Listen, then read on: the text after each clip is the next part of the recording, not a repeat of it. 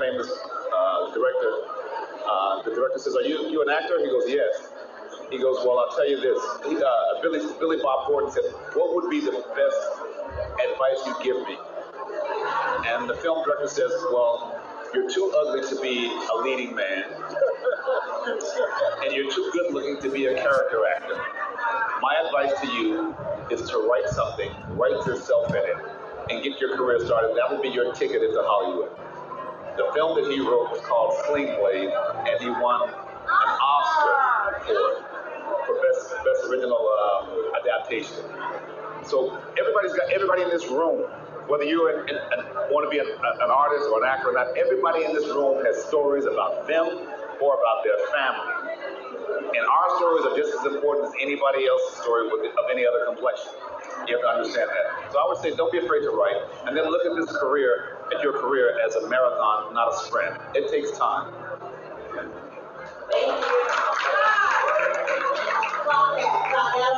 Gotta preach. Who remembers the movie Sister Act? Listen, girl. The prophetess, Whoopi Goldberg, aka the nun, she said, if you go to bed and think about being a singer, and you wake up being a singer, then you're supposed to be a singer girl.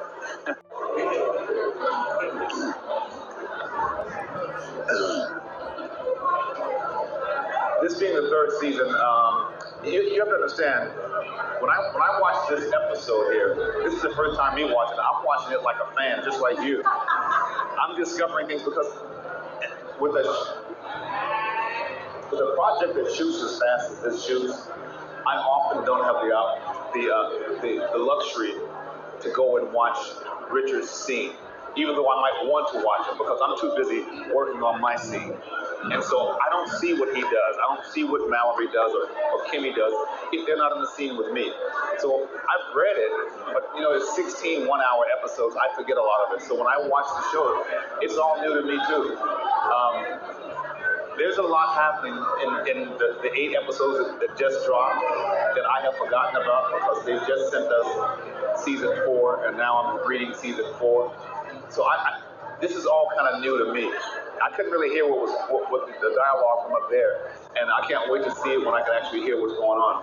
But Tyler writes in a way that he drops little nuggets, but he doesn't give a lot of foreshadowing, and that's why you're often surprised at what takes place. Most of this is in the script. There are certain decisions as an actor that I make that you may be able to see in my eyes when somebody says something just by the reaction, because sometimes it's not always what you say, but what's not said. But generally speaking, when you have this many, an ensemble like this, everybody gets a chance to shine, but everybody has a backstory too. And those backstories are not fleshed out. And that's why this series can go on and on, because we can go into their backstories.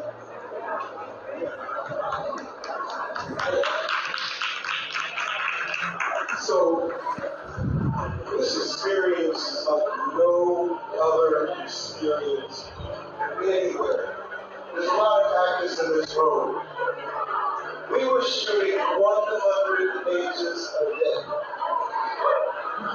Did you hear what I said? 100 pages a day. So just to put it in perspective, normal Hollywood film, we'll shoot 6 or 7 pages a day. Right. So this sister right here is a director. She directed something in Cannes. I just saw her short. She did a beautiful job. How many pages a day did you shoot? Yeah, Marlon's Day. Two pages. 2 pages a day. We did 100 pages a day. So that means that you need to go in understanding who this character is. You have to be so prepared. I spent 1,500 hours working on my character in season 2. 1,500 hours. And I have my assistant who's around the corner who did the full, there she is back there with the pink hair. But you're living in it, ideas come, instinct come, you know this character, and what's important about that is that Tyler is talking about it. And he's talking these concepts and ideas that adds to the script. And that he'll stop it right there now, and he'll say this, say that. And he'll interject lines because he's now getting the subtext is coming from you, and he adds that to the book. It's truly a reverse engineering of every other experience you had in show business.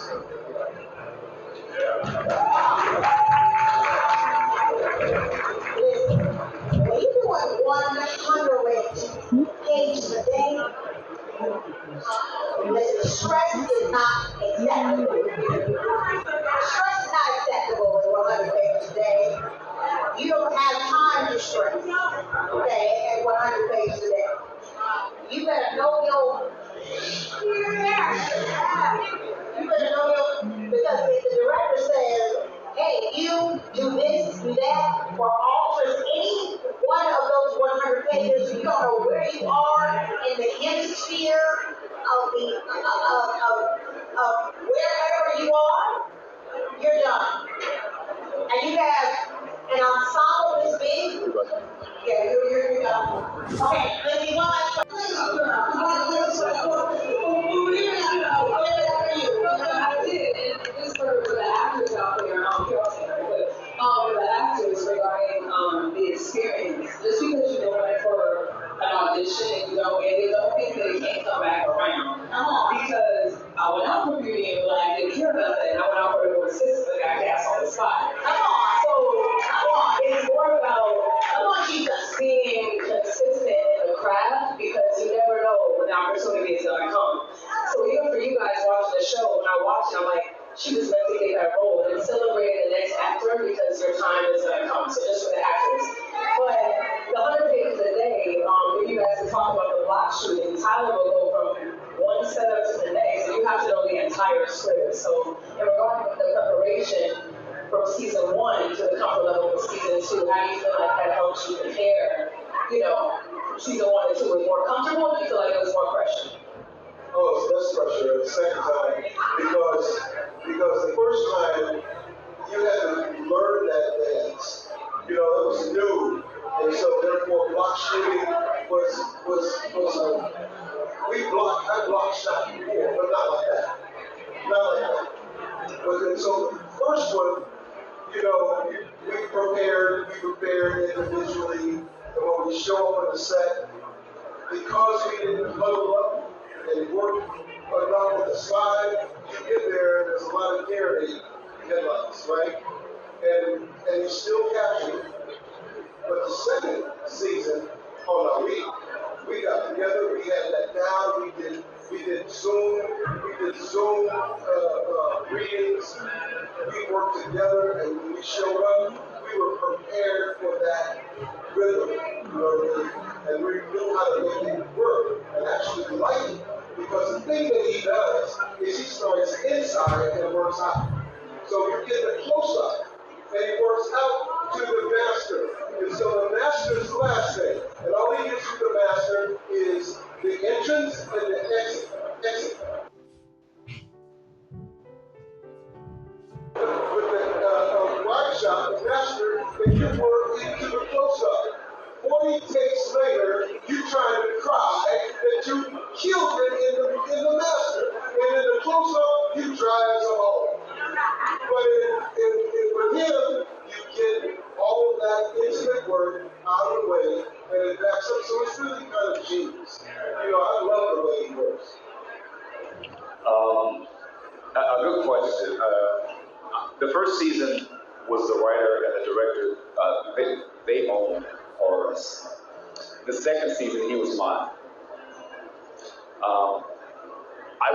When I read the script, I read the script twice. The first time I read it to get the storyline. The second time I read it from my character's point of view. And then I make some bold choices. Some of the times they work, sometimes they don't work.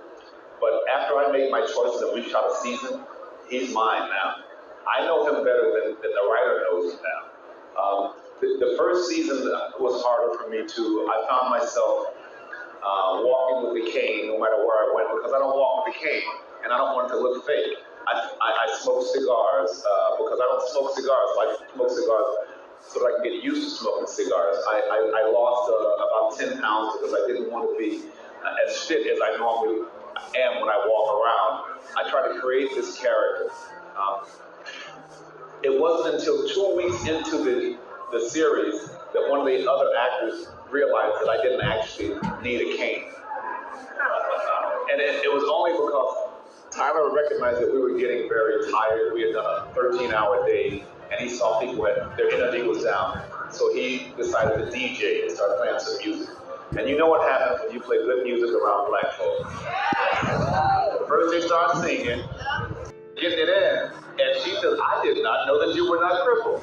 Because I was that locked in. If I went to the bathroom, I took my cane. If I went to lunch, I took my cane. Everywhere I went, I took my cane. So much so that the prop master gave me a specific cane for on camera because he was afraid I was going to wear that one down. So he gave me another one for off camera so that I could have my own cane whenever I wanted it. But the second season, he's mine now. Now I know Horace better than anybody on the planet, and so I was able to actually take it and run with it. Now, what it's not telling you is that the first season, the character was supposed to die. But he killed it so tough that Tyler said, oh, hell no, I can't let you go. I got to figure out how to stay in. And so he said, when he speaks a little Italian, and he heard there was, you felt like problem in terms of how that went. So Tyler came to me halfway through the scene. He and I had just bumped heads for the first time in the series. We had an office scene where he came in there and he challenged me, I challenged him, and Tyler watched that scene. When we cut, he walked into the room and he told all of us around that table, he says, look at that monitor. And there was a monitor there with about 50 people watching the scene we had just shot. They were extras, they were cute crew people, and he says, that doesn't happen. We got something here. And then he pulled me over to the side. He says, listen, I had a hard time focusing on the scene because I'm thinking all the time. I love killing off lead characters. He said, I love it. And he says, but I'm thinking the whole time, I can't kill him off.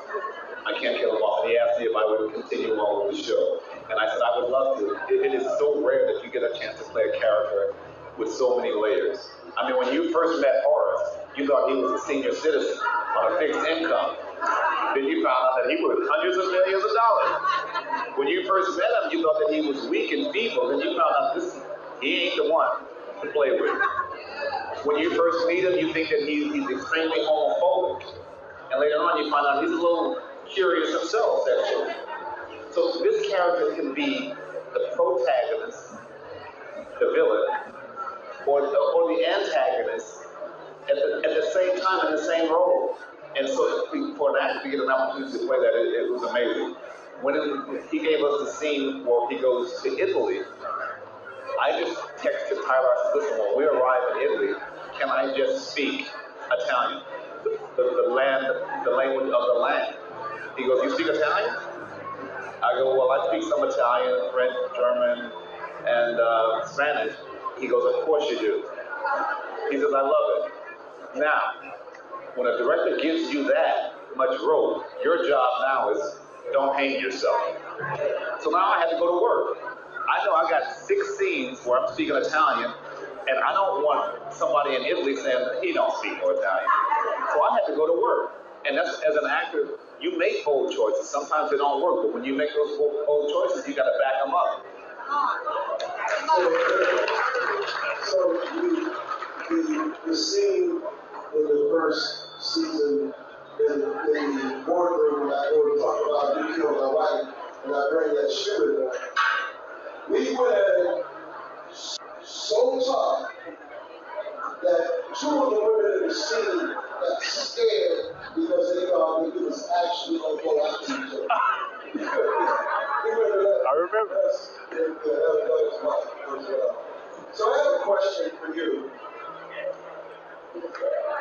Do you think that either one of the boys is my son?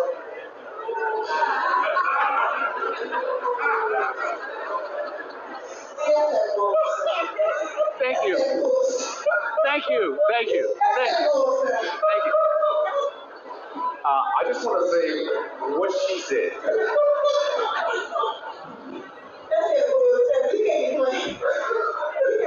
You're wrong. You're wrong, Richard. You're wrong. Go somewhere, Richard. Okay.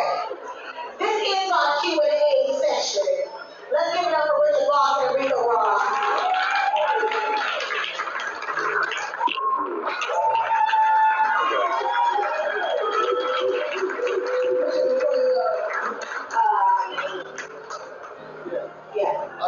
Listen, I want to thank you all for coming out.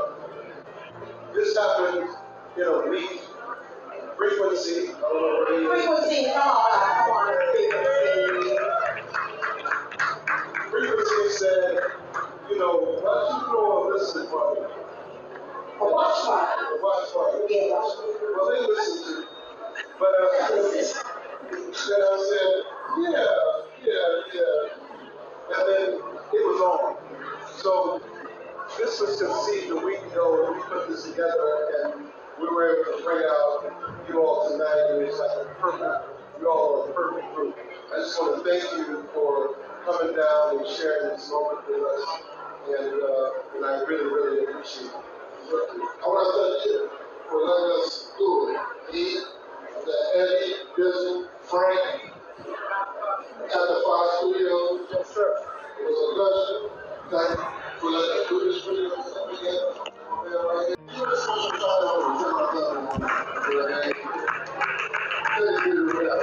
Yeah, she's the one who built the platform that we're talking about.